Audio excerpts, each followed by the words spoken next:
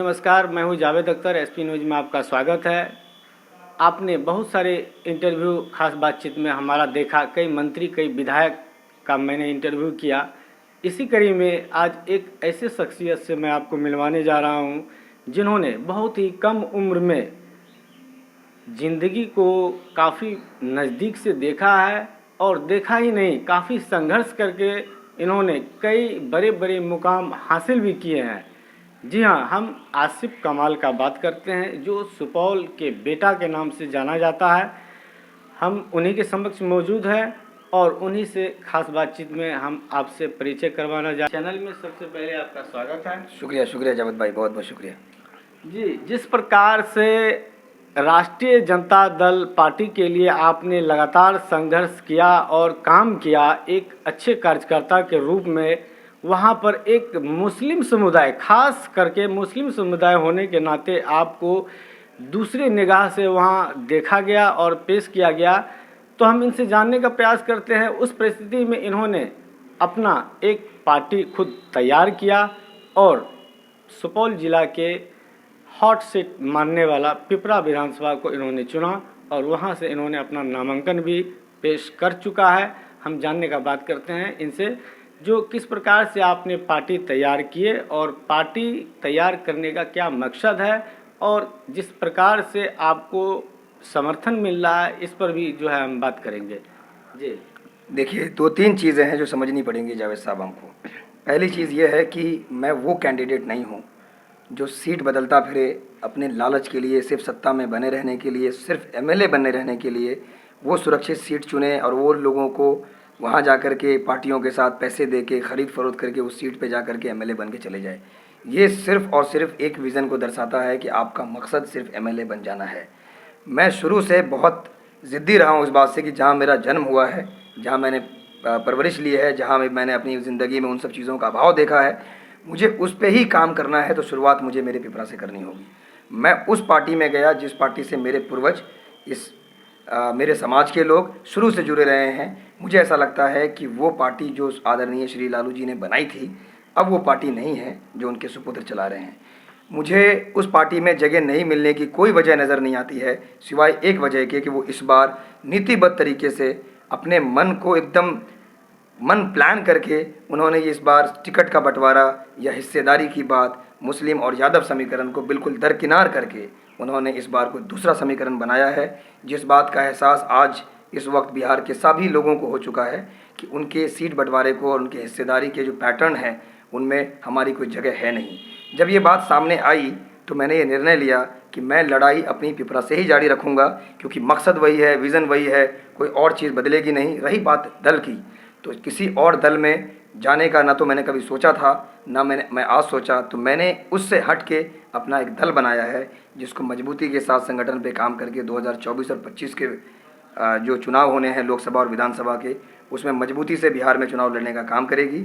और ये दल बनाया इसलिए गया है क्योंकि समाज के शोषित, पीड़ित, वंचित, वो सभी लोग जो समाज के निचले पायदान पे खड़े हैं, उनको राजनीति में प्रत्यक्ष रूप से जोड़ने के लिए, लोकतंत्र में सीधी भागीदारी के लिए बनाया गया पॉलिटिकल फ्रंट है।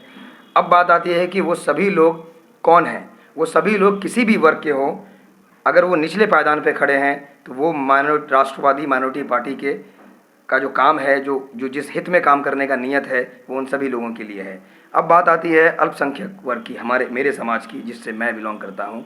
तो ये डेटा कहता है, ये एनालिसिस कहता है, ये सरकार की रिपोर्ट कहती है कि जिन लोगों की बात मैं कर रहा हूँ उस पायदान पे ये समाज भी खड़ा है।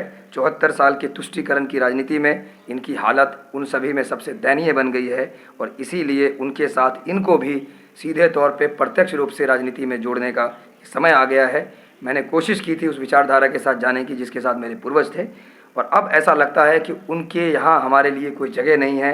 हमारी सियासत में हिस्सेदारी बिल्कुल खिसक गई है।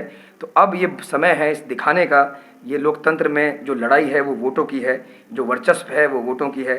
तो उसी तरीके से हम ये लड़ाई लड़ेंगे और उनको ये एहसास दिलाएंगे कि समीकरण जो आपके आदरणीय फाउंडर ने, हमारे राष्ट्रीय अध्यक्ष जो हैं आरजेडी के, उन्होंने जो समीकरण बना करके बिहार पे 15 साल हुकूमत की, उनके हाथ में शासन रहा, आप जो 18 महीने शासन में थे, उन सभी में हमारे एक ईमानदारी, एक दिल से हमारा सहयोग आपके साथ था। और अगर आपको ऐसा लगता है कि इस बड़े समाज को नज़रअंदाज करके आप मुख्यमंत्री की कुर्सी पे बैठ पाएंगे या नेता प्रतिपक्ष बन पाएंगे या डिप्टी सीएम बन पाएंगे, तो ये भ्रम तोड़ने का मुझे लगता है ये समय है। नहीं, जिस प्रकार से पिपरा विधानसभा क्षेत्र से बड़े बड़े पार्टी या हम एनडीए गठबंधन के बात करें या राष्ट्रीय जनता दल की बात करें, वहाँ पर जो है जिस प्रकार से उन लोगों का प्रत्याशी मौजूद है, तो किस प्रकार से वहाँ पर जो है लोगों के बीच में आप मोटिवेट कर पाएंगे? देखिए, एक बहुत साफ बात है, आप जानते हैं जिस तरह से पिपरा के लोगों ने मुझे लेकर के अपना मन बनाया है, जिस तरह से सहयोग है उसमें किसी एक जात धर्म वर्ग का नहीं है। सभी पिपरा के वो लोग जो चाहते हैं कि पिपरा का विकास हो, पिपरा की उन्नति हो, और जो चाहते हैं कि युवा इस चीज़ को लीड करे, युवा आए सामने राजनीति में, उन सभी का सहयोग मुझे मिल रहा है। कल नॉमिनेशन में आपने देखा होगा किस तरह से सहयोग मिला है मुझे लोगों का। रही बात बाकी दलों की, तो मैं आपको स्पष्ट कर देना चाहता हूँ कि इनके पास सिर्फ सिंबल है उस दल का, मेरे पास विचारधारा है, मेरे पास सिद्धांत है।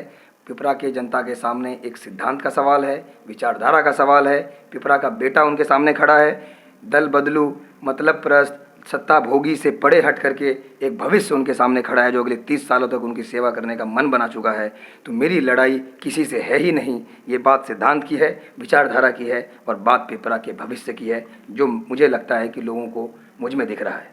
नहीं, जिस प्रकार से आपका जो सोच है और जनताओं का मूड बना हुआ है युवा नेता के प्रति, तो आपको अगर पिपरा विधानसभा क्षेत्र के लोगों के द्वारा बहुमत प्राप्त होती है, तो इसमें सबसे पहला प्राथमिकता आपका क्या होगा? क्योंकि मैं पिपरा इसलिए चुना था, क्योंकि पिपरा में जो चीज़ों का अभाव मुझे था उस पर काम करना था। तो सबसे पहली प्राथमिकता जो है वो इस क्षेत्र में शिक्षा का जो अभाव है, या जो हमारे यहाँ शिक्षा का सिस्टम है, स्कूल है, उन सभी के ऊपर काम करना। शिक्षा पहली प्राथमिकता, स्वास्थ्य दूसरी प्राथमिकता, क्षेत्र में ही रोजगार कैसे मिले वो तीसरी प्राथमिकता। ये 3 प्राथमिकता के इर्द गिर्द मेरा पूरा विज़न घूम रहा है और उसी पे काम करने की ज़रूरत है। उस पर विस्तार से मैंने कई जगहों पे बताया कि शिक्षा में मैं कैसे काम करूँगा, जो स्कूल हमारे विधानसभा में है उनमें बच्चों को किस तरह से वो सारी, जैसे दिल्ली मॉडल हुआ, मैं दिल्ली में जो सरकार आई तो उन्होंने कुछ 150 अलग अलग बिजनेसमैन, जो यंग लड़के बिजनेस में आए हैं, जिनकी अपनी जीवन रही है, उनको चुन करके स्कूलों में भेजा गया। जब मैं मुझे भी चुना गया था उसमें, जब मैं गया दिल्ली सरकार की तरफ से, तो मैंने देखा कि उन्होंने स्कूल को सिर्फ नवीनीकरण करके, सौंदर्यकरण करके, वहाँ बच्चों को आपको लुभाना पड़ेगा स्कूल आने के लिए, ये हम समझ नहीं पाते हैं। तो मुझे उसी पैटर्न पे मेरे पिपरा में काम करना है, ताकि बच्चे, खास करके लड़कियां जो स्कूल आने से घबरा रही हैं, उसकी क्या वजह है, उसका पूरा डेटा एनालिसिस किया है मैंने। बहुत सारी वजह हैं जिसको दूर करना पड़ेगा, स्कूलों का नवीनीकरण करना पड़ेगा, उसमें लाइब्रेरी देनी पड़ेगी। पूरे विधानसभा में 150 सामुदायिक अध्ययन स्थल बना रहा हूँ मैं, जिसमें समाज के लोग दिन में बैठ के बातचीत करेंगे, सामाजिक धरोहर बचा रहेगा उससे। आपसी मतभेद अगर मनभेद कोई है तो उस पर बैठ के चर्चा होगी। ऊपर सोलर लाइट लगा होगा जिसमें गरीब, दलित, वंचित, पीड़ित के बच्चे उसमें बैठ के रात को पढ़ पाएंगे, क्योंकि उनके परिवार में जब मुखिया काम करके रात को आता है तो लाइट जला के 2 बजे तक जगने का उनके पास कोई सुविधा नहीं होता है, उनके बच्चे पढ़ नहीं पाते हैं। तो उनके लिए उस तरह की चीज़ें की गई हैं। स्वास्थ्य की सेवाओं की जो हालत है उसको ठीक करूँगा। कई सारी जगह ऐसी है जहाँ जाने के लिए कोसी बांध के भीतर कनेक्टिविटी नहीं है, प्राथमिकता पहली होगी वो करूँगा। मैंने वादा कर लिया है ऑलरेडी लोगों से कि पहले विधानसभा के दिन, पहली स्पीच में मैं उन 26 गाँव के लिए बांध मांगूंगा जिनकी वजह से उन लोगों का जीवन आहत होता है और जिनके वजह से उनको सफ़र करना पड़ रहा है मुसीबतों का। 26 गांव के लोग लगातार निरंतर मुसीबतों का सामना करते हैं, क्योंकि उनको जाने के लिए हाईवे से रोड नहीं है। और वो 8 किलोमीटर का रोड, अब मुझे लगता है कि अगर वो इसी विधानसभा क्षेत्र का हिस्सा है और इस विधानसभा से ऊपर इसी राज्य का हिस्सा है, उससे भी ऊपर इसी देश का हिस्सा है, तो वहाँ के 26 गाँव में लगभग लाख लोगों की जो आबादी है, उसको इस तरह की दिक्कत का सामना करना कहीं ना कहीं लोकतंत्र को कमज़ोर करता है। पहले दिन विधानसभा में पहली चीज़, पहली मांग उसके पटल पे यही होगी कि 26 गांव के लिए 8 किलोमीटर का रोड का निर्माण सबसे पहले किया जाए। जी, हमारे चैनल के माध्यम से पिपरा विधानसभा क्षेत्र वासियों को, खासकर युवाओं को क्या संदेश देना चाहेंगे?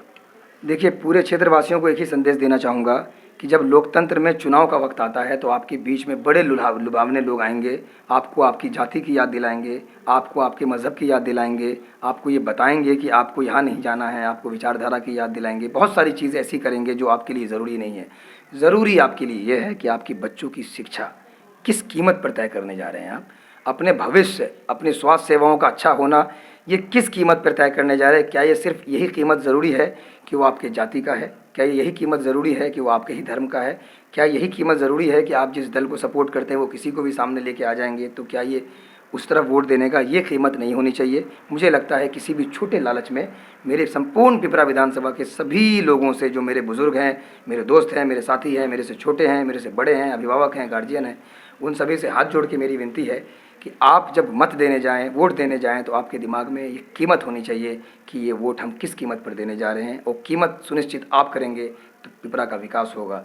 युवाओं से ये कहना है कि युवा ने हर युग में क्रांति लाया है, युवा ही हर युग को बदलता है। आप सभी लोग एक ऐसे क्षेत्र के रहने वाले हैं जो बिहार में सबसे पिछड़े क्षेत्रों में आता है।